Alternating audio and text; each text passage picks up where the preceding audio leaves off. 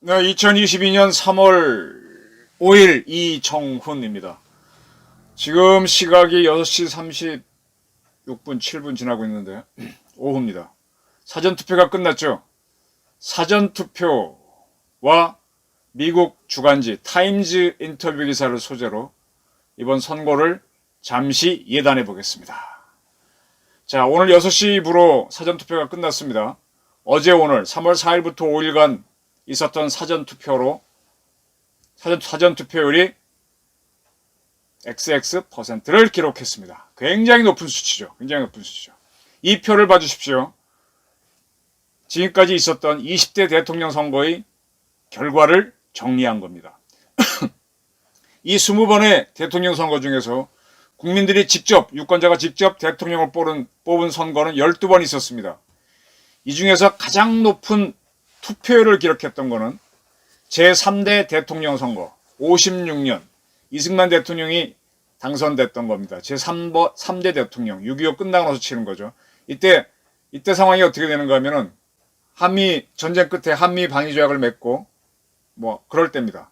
94.4% 유권자의 94.4%가 투표를 했습니다. 굉장히 높은 수치입니다. 두 번째는 지금 1로 3김이 붙어서 지금 헌법 6공 헌법을 만든 1987년에 있었던 선거죠. 13대 대통령 선거. 노태우 씨가 당선되는데 투표율이 무려 89.2%. 10명 중에 9명이 투표를 했습니다. 굉장히 높은 수치입니다. 그 다음은 제2대 대통령 선거. 6.25 전쟁 중에 치러진 선거죠. 이승만 대통령이 당선됐는데 88.1%. 네. 그 다음에 높은 선거는 5.16 직후에 박정희 대통령이 당선되는 제5대 대통령 선거 85.0%. 이게 역대 대통령 투표율 1, 2, 3, 4위입니다.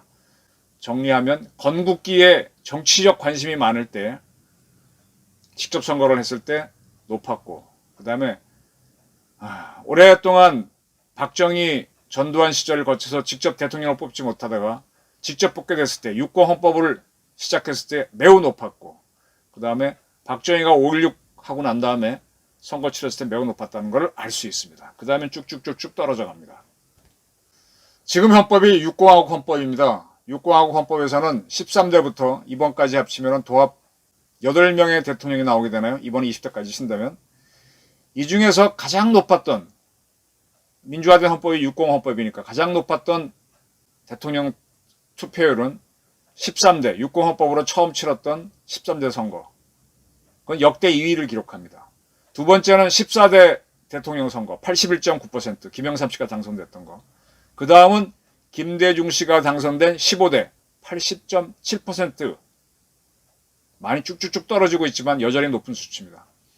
그 다음은 이제 어떻게 되는가 하면 세계를 건너뛰어서 19대 대통령 선거가 됩니다. 문재인 대통령이 당선될 때입니다. 77.2%의 투표를 기록합니다. 이게 상당히 흥미로운 건데요. 그때 문재인 후보는 17년에 치러졌는데 17년에 딱 2017년에 들어와서는 단 한 번도 지지율 1위를 뺏긴 적이 없습니다.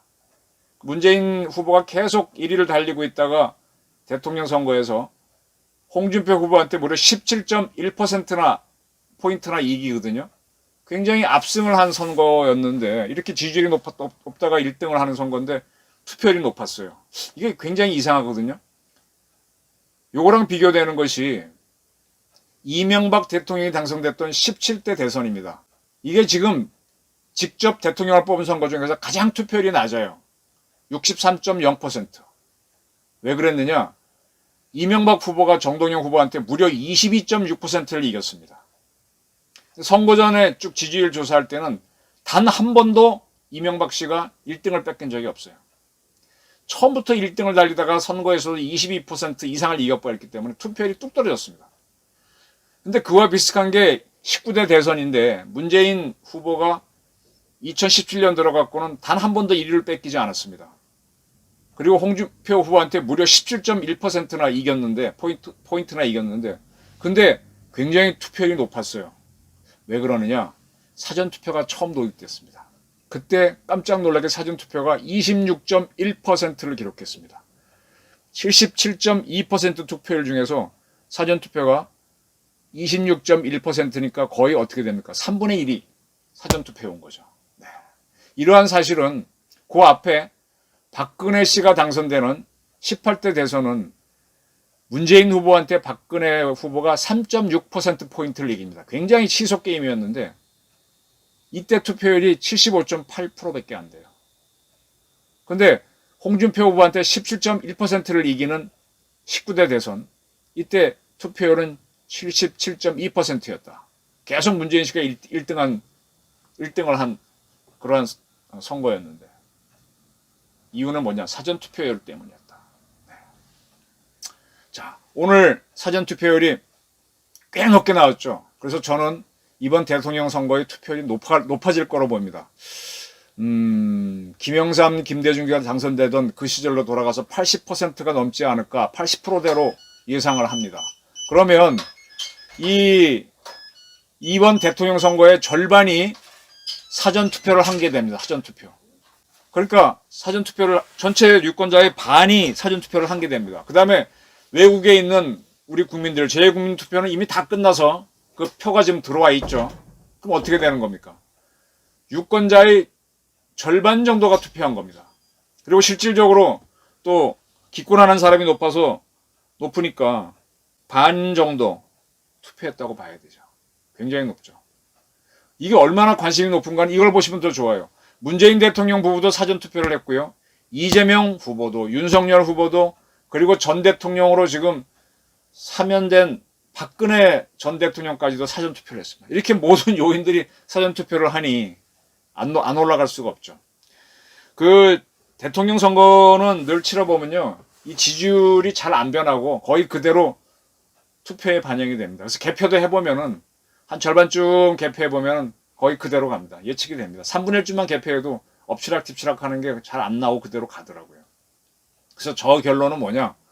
오늘 사전투표를 끝냈기 때문에 유권자의 절반 정도, 기권하는 사람 포함하게 되면 빼버리면 사실상 과반 정도가 투표했죠. 그래서 이미 결정돼 있다. 그런데 3월 9일 날 사전투표 못하신 분들이 투표해갖고 그건 추이겠죠. 추이.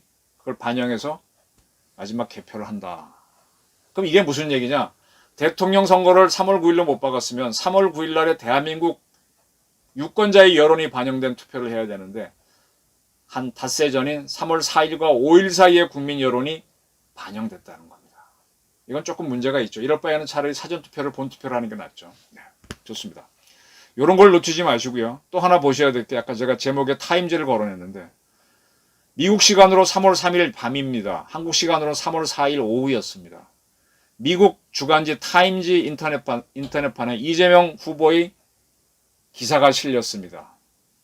내용은 자수성가한 그는 한국 역사와 닮았다. 그런 내용입니다. 이게 이제 그 기사의 인터넷판에 있는 그 기사인데요. 이 기사의 제목은 이겁니다. The South Korean presidential hopeful who believes his childhood can help him heal his nation.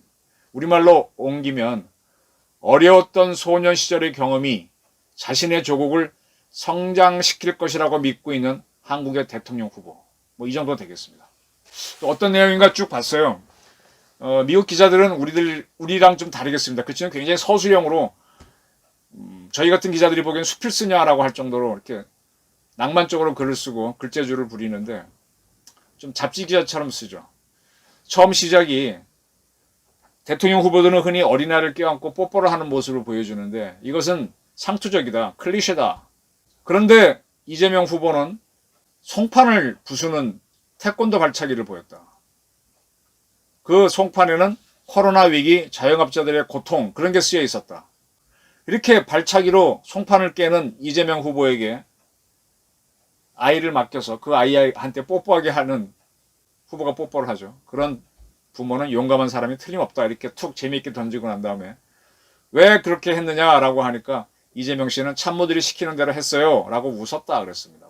웃었다 기억해 두십시오. 그리고 이재명 씨는 대한민국 사람들은 거기다 태권도 기본 동작을 합니다. 라고 합니다. 대한민국 남자들이 태권도를 배우는 거는 저는 어린 시절에 태권도 공인 2단까지 갔습니다. 국민학교 때. 꽤 잘했습니다. 그렇게 따로 도장에서 배우지 않은 사람은 군대 가서 경험을 하게 되죠. 이재명 씨는 군대를 안 갔고 어린 시절에 태권도를 배웠다는 기록은 제가 못 봤습니다. 복싱을 배우려고 했다라고 하는 건 제가 그 자서전인가에서 본 것 같은데 태권도는 아니었던 것 같아요. 어쨌든 복싱도 배우지 못했다고 돼 있죠. 네. 3월 9일 그가 당선이 된다면 송판보다 더한 것들을 뚫고 나가야 할 것이다. 한국 사회에는 지금 불평등이 만연되어 있는데 LH 사건 그걸 얘기하는 것 같아요. 지방 공무원들이 내부 정보를 이용해서 부동산 투기를 했는데 이런 것들이 이 불평등 문제를 많이 얘기했다랍니다.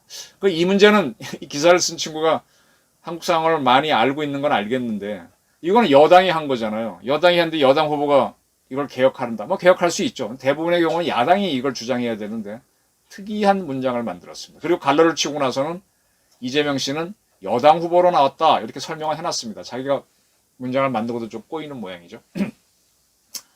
그리고 이재명 씨를 설명을 했는데 그런 코로나 사태에 단호히 대처하면서 명성을 얻었다. 사이비교단 교주와 협상을 해서 경기도 지역에서 코로나 검사를 하게 했다라고 썼는데 신천지에 대해서 저도 과거에 뭐 샤이비라고 불리는 종교단체를 몇 번 취재했다고 뭐 말씀드린 적이 있는데 어떤 교단을 함부로 사입이라고 규정을 합니까? 경쟁관계에 있거나 싫어하는 교단은 사입이라고 할 수 있지만 그렇게 함부로 사입이라는 단어를 써도 되나요? 우리나라 언론들이 그렇게 자주 하는데 이거는 글쎄요. 좌파들이 과거 북한 정권을 괴뢰 정권이라고 하는 거는 잘못이다라고 주장했는데 마찬가지입니다. 자기 신념대로 움직이는 거고 종교의 자유가 있는데 왜 사이비라고 막 하죠? 난 이건 좀 반대입니다. 그리고 이재명 후보는 모든 시민에게 100만 원이 지급되는 기본소득을 옹호하고 있다. 그리고 이재명 후보는 고위공직자의 30%를 여성이 되도록 하고 있다. 2000년에 있었던 4.15 총선에서 300석의 국회의원 중에서 57석이 여성이 차지했다. 19%나 올라갔다. 라고 하면서 여성 비율을 더 높이려고 한다. 이렇게 해놓고 난 다음에 중간에 갈로를 치고 설명을 하는데 윤석열 씨는 타임즈와의 인터뷰 요청을 거절했다. 이런 설명이 있습니다. 왜 윤석열을 안 했냐는 설명하고 쭉 지나갑니다. 그 다음에 이제 이재명 씨의 과거사 이야기가 나오는데 10대 초반에 그는 학교를 그만뒀고 학교 나가는 걸 못했고 공장 일을 했고 나이를 속여서 그 공장에 일을 했는데 악덕 관리자의 임금 체불로 고생을 겪기도 했다. 프레스 기계에 손목인지 팔목인지 으르서졌고 장애인 판정을 받아서 병역이 면제됐다. 제 기억으로 이재명 씨 나이 때 군대 안 가는 거는 검정고시 한 사람들은 안 갔어요. 안 갔어요. 이 기억을 떠나서 아예 신체 검사도 안 했을 겁니다. 요거는 조금 더 알아보셔야 되는데 뭐 요즘은 그냥 넘어가고 있습니다. 그리고 아버지가 도박을 했고 그래서 이재명 씨는 자살까지도 생각했었다. 뭐 그렇게 써놨습니다. 지금 한국은 이렇게 썼습니다.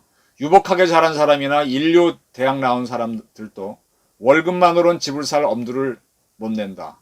연금 생활자들은 은퇴 후 폐지를 줘야 하는 경우가 있다라 그랬는데, 네, 얼핏 보면 이게 맞죠. 근데 과연 그런가요? 저도 88년도에 사회에 나와서 생활할 때 그때 막 집값이 다락같이 올라가서 나는 도저히 집을 못 살 줄 알았는데 어떻게 사게 되더라고요. 폐지를 줍는 연금생활자도 있지만 연금생활자 대체로 잘 삽니다. 이거는 보기 나름인데. 그러면서 이재명 씨는 대학을 들어가는데 나는 대학생이 되면서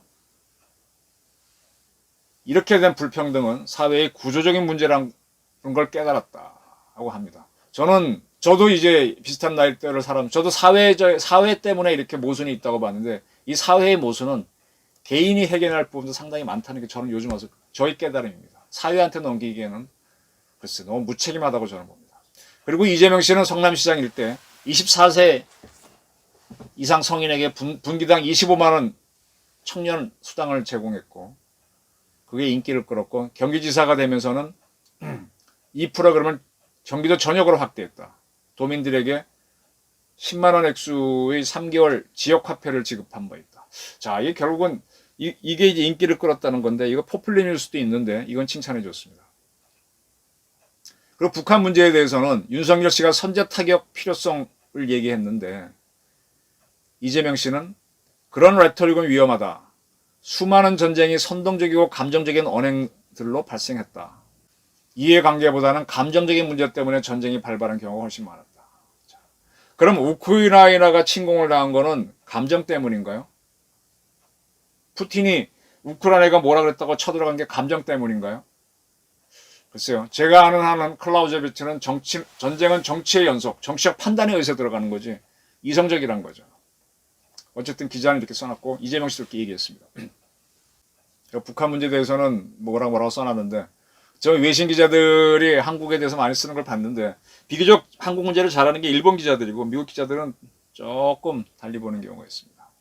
우크라이나의 침공에 대해서 이재명 후보는 러시아의 공습을 침략을 강력히 구탄한다. 그러면서도 햇볕 정책을 계속 계승해 간다고 주장했고 그리고 무결을 통해서는 해결되는 것이 없다라고 주장한다. 그렇게 썼습니다. 그래서 무려. 그럼 대한민국 군대도 필요 없죠. 그리고 큰 세 번째로 핵 보유국이었던 우크라이나가 북한의 미사일 개발을 도왔다라는 것도 인정합니다. 그리고 좀 왔다 갔다 하는데 이렇게 대화로 해결하자고 하는 사람인데 이재명 씨는 한국은 핵 추진 잠수함을 가져야 된다고 주장했다. 그리고 뭐 그런 이런저런 얘기들을 썼습니다. 그리고 이재명 아들은 도박을 하다가 적발됐고 그의 부인은 불법으로 도청 직원을 고용해 개인적인 일을 맡기고 법인카드를 부적절하게 사용했다는 의혹을 받았다라고 해놓고 난 다음에 이재명 씨는 이에 대해서는 어떠한 조사에도 협조하겠다라고 약속했다. 조사에 협조하는 게 아니라 책임을 져야지. 그리고 이제 그 유한기 씨 그다음에 또 누굽니까 그 성남도시개발공사에서 2명이 숨진 거 그다음에 또 이병철 씨가 숨진 거에 대해서는 직접적인 관계가 없다 가짜뉴스라고 주장했다라고 해놓고 거꾸로 윤석열 씨는 부인이 교수직에 도전했을 때 이력서를 허위로 작성한 사실에 대해서 사과했다. 제가 누차 얘기지만 이력서 허위라는 건 성립이 안 됩니다. 과장은 있을지 모르지만 그 죄도 안 되고요. 그리고 윤석열 부인은 주가 조작에 연루됐다는 혐의는 부인했다. 주가 조작을 있었지만 거기 연루됐다는 건 없죠. 돈을 투자했을 뿐이죠. 네. 뭐 이렇게 써놨습니다. 근데 이 기자가 누군가 봤더니 찰리 캠벨이라고 이 지국장이겠죠. 그 다음에 한국인 기자가 붙어있네요. 스테판 킴이라고. 네. 이 둘이 작성으로 되어 있습니다. 그래서 이렇게 어떻게 인터뷰를 했나 봤더니 지난 3월 1일 날 화상 인터뷰를 이재명 씨랑 했다는 거예요. 화상으로 1시간 정도. 가만히 보면 이재명 말은 별로 없고 쭉 자기가 아는 걸 서술해 놓은 거죠. 그래 놓고 이제 이 기사가 나오자 민주당 관계자들은 한국 대선 때마다 타임즈는 당선자를 예측한 인터뷰를 했는데 이번에는 이재명 씨만 했다. 타임즈에 따르면 윤석열 씨는 거부했다라고 돼 있는데 부정했다. 그러면서 이 민주당 측에서는 이건 이재명 씨를 가장 강력한 당선자로 보는 미국 정가의 분위기를 반영한 거다 이렇게 주장을 했습니다. 그리고 16대부터 17대까지 이 타임은 당시 가장 유력한 후보였던 노무현, 이명박, 박근혜, 문재인을 단독 인터뷰했는데 그들이 모두 당선됐다. 따라서 말은 안 했지만 이번에는 이재명이 당선된다. 그런 식으로 이제 뉘앙스를 깔고 이렇게 보도가 나오게 했습니다. 우리나라 언론들이 받아서 했죠. 근데 아까 말씀드렸듯이 윤석열 측은 거부 안 하겠다 그랬죠. 뭐 왜 안 한다 그랬겠습니까? 제가 학교 다닐 때 대학 들어갔을 때는 이 타임즈를 보라고 많이 권했었어요. 타임즈 보면 하나의 그 지적인 우월성의 자랑이었고 타임 보면서 또 세계 정서를 배웠고 대한민국을 알았습니다. 우리나라 언론이 그때는 통제되어 있었으니까. 근데 저는 요즘 타임즈 지금 타임 보는 사람 거의 없을 거예요. 보는 사람도 있겠지만 거의 없습니다. 미국에서도 타임즈는 인기가 없습니다. 그리고 타임즈가 잡지를 어떻게 만들어 왔냐? 찰리 캠벨 기자, 지국장. 우리 문재인 대통령을 여러 차례 타임즈 표지 모델로 만들어 줬었어요. 그 2018년에 4월달에 남북협상이 이루어져서 판문점 회담이 열리고 할 때 The Negotiator, 협상가 이런 제목으로 문재인 대통령 얼굴을 딱 크게 찍은 걸 타임즈에 내줬었죠. 그리고 최근이죠. 연합뉴스와 등과 이제 그때도 이제 직접 인터뷰가 아니라 서면 인터뷰를 한 거였죠. 그때도 북한에 대한 마지막 제안 그래가지고 이렇게 표지를 올려줬습니다. 그럼 짐작하십니까? 저는 과거의 명성이 현재를 보장하지 않는다고 봅니다. 과거의 명성이 현재를 보장해 주기도 하지만 꼭 그렇지는 않습니다. 정치가 생물이듯이 언론도 생물이고 과거에 이랬다고 해서 지금도 이대로 가는 것은 아닙니다. 그리고 기자들이 과거엔 뛰어났다고 해도 지금도 뛰어난 게 아니고요. 기자들이 계급이 국장이고 논설위원이고 이렇다고 해서 더 잘 쓰느냐? 그것도 아닙니다. 세상은 계속 보도도 그렇고 정치도 그렇고 생물이기 때문에 뒤죽박죽으로 바뀝니다. 이 기사를 낸 의도를 저는 그냥 파악이 됩니다. 사실 이 기사는 일주일 전에 나왔어야 돼요. 왜? 지금 사전투표가 사실상 더 중요하거든요. 지금 나와가지고 본투표 3월 9일한테 영향 주겠다고 보는 거는 이미 절반 이상의 유권자가 오늘 투표가 끝났는데, 이게 상당히 계산된 인터뷰라는 짐작이 가거든요. 외신에 딱 나와서 거꾸로 한국에 영향을 주겠다. 이건 보이는데, 신기하게 사전투표에 더 많은 유권자가 몰리는, 더 추정적으로 두고 봐야 되지만 굉장히 많은 유권자가 몰림으로 해서, 이게 이것도 하나의 조화다. 천재조화다. 전 신기하게 봅니다. 사전투표율이 매우 높았습니다. 최종적으로 36.9%가 나왔습니다. 36.9%. 타임즈에서 이재명 씨를 인터뷰해줬습니다. 이 둘이 3월 9일 지난 다음에 어떤 결과를 나올지, 이번에도 타임즈의 인터뷰 신드롬은 맞을지 틀릴지 한번 지켜보시죠. 오늘 저희 해석이었습니다. 경청해 주셔서 감사합니다.